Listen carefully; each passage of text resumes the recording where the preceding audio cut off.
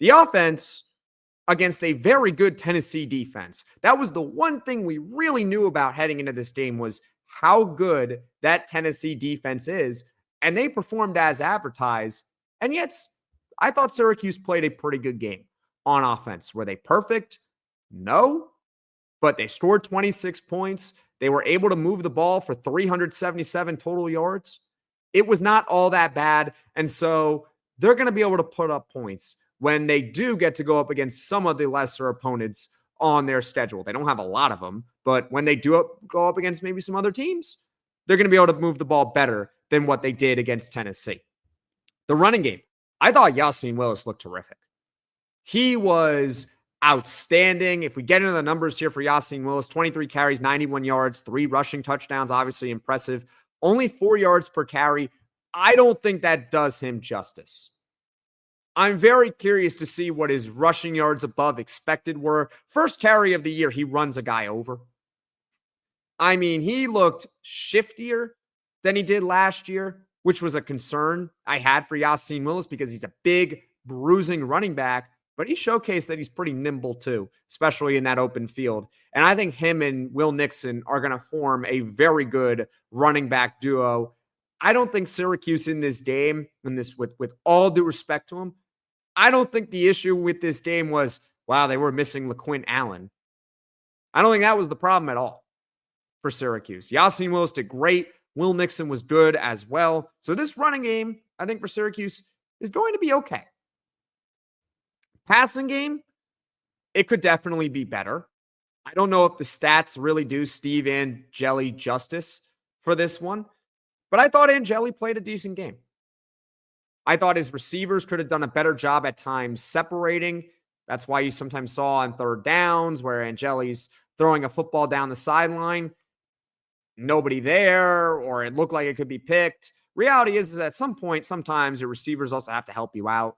I know Kyle McCord last year did a better job of maybe throwing guys open, but Steve Angeli played a fine game in this one. Did have a couple of mistakes that we can get into right now. The fumble in the first quarter by Angeli, which was a scoop-in score, led to the Tennessee 17-0 start. That was partially on Angeli and partially on the offensive line. The offensive line did not give Steve Angeli any time really in the pocket there. And if you're Steve Angeli in the pocket, you got to have 2 hands on the football. If you have 2 hands on the football, you get sacked, and it's 2nd and 13. Okay, you can live with that. You cannot live with a scoop and score in that situation. So Steve Angeli, he's got to have 2 hands on the ball there. The interception, I didn't really think was on Steve Angeli. It was just a great play by the Tennessee defense. It was early in the third quarter. Unfortunately, it happened in the red zone. Or I should say, it set up Tennessee in the red zone, and it was really a backbreaker for Syracuse. But I give more credit to the Tennessee defense on that one than I put blame on Steve Angeli. Some great plays he made.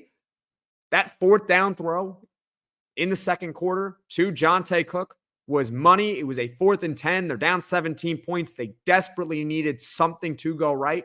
And that was a moment in this game where I felt, if they don't get this 4th and 10 in Tennessee territory, it's over. Like, it would have been over right then and there, but Steve Angeli threw a dart over the middle of the field to Jonte Cook, pun intended. Great throw. Great play by Steve Angeli. Also had a great escape in the fourth quarter. He hit David Clement, the tight end, for a first down on a 4th down play. And it really set up the touchdown that made it 38-26 Tennessee early in the fourth. It kept Syracuse alive. See, that's the thing with Syracuse. They were not really fully dead throughout this game until the very end of the fourth quarter. They weren't fully out of it until the end. That's why when I see 19 points, I do think it's a little bit deceptive. Syracuse just could not get the garbage time touchdown at the end of the half, which would have helped them, which would have led to them covering in this game for those that are interested. They did not. But that touchdown to make it 38-26, it kept Syracuse alive. Now, unfortunately, and this is really where I get to my issue with Fran Brown, and I know criticizing Fran Brown is not the most popular thing to do, but I have to be fair here. I did not like his decision to go for 2 early in the fourth quarter when they are down 12 points. The first one, I will defend Fran Brown. When they scored the touchdown to, I believe, make it 38-20 in the third quarter, in that situation, you have to go for two. You have to chase the points because your defense to that point has not gotten off the field against this Tennessee offense. And if you get the 2-point conversion, you're only down 16. So therefore, you could see the logic. Down 16 is only 2 possessions, and you need as many possessions as possible, especially if this defense is not going to get off the field. So in that situation, I understand going for 2, and I thought it was the right move to go for 2 in the third quarter there. But early in the fourth quarter, down 12, you cannot take the field goal out of play. No matter what, whether Syracuse gets the 2-point conversion, whether they don't get the 2-point conversion in this scenario, they are going to be down 2 possessions. It's just a matter of, are they down 10 points? If you go for 1 and you assumingly get it, you're down 11 points. If you go for 2 and you don't get it, you're down 12 points. But in 2 of those 3 scenarios, a field goal can help you out. No matter what, whether you get it or you kick for an extra point, you still need a field goal to try to tie the game versus Tennessee. But because you went for 2 and you did not get it, field goal's now out of the picture. So when Syracuse did get the ball back down 12 points in the fourth quarter, where there was still that glimmer of hope for Syracuse to maybe pull off a miracle comeback, well, the field goal in this situation doesn't help them. So if they get stuck in a 4th and 15 situation at the Tennessee 30, they can't kick the field goal. They have to go for it because Fran Brown decided to go for 2 and get a little greedy and chase the points to try to make it a 10-point game instead of just settling for 1 and making it an 11-point game. That was my real issue with Fran Brown in this game. That, aside from that, a lot of it I think is on the defensive coordinator with the defense. With the special teams, this was a positive here.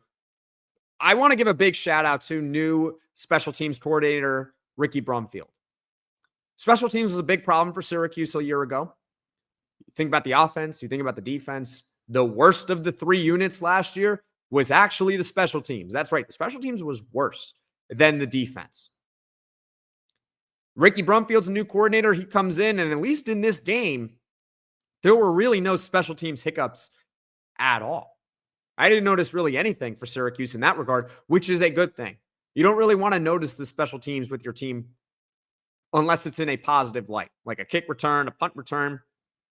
There were no problems with Syracuse on special teams. The only scare was in the third quarter. Syracuse is fielding a punt, and the ball kind of checks up early, and it may have glanced off Davian Kerr's towel. The officials on the field call it initially Syracuse ball, so it did not touch Davian Kerr's towel. They go to review. Maybe it did, maybe it didn't, but because the call on the field was that it did not touch Davian Kerr, it was hard to overturn it. I think Tennessee fans, you have a right to maybe be a little bit upset about that, but I'm trying to call it down the middle. I'm trying to take my Syracuse orange colored glasses off in that play.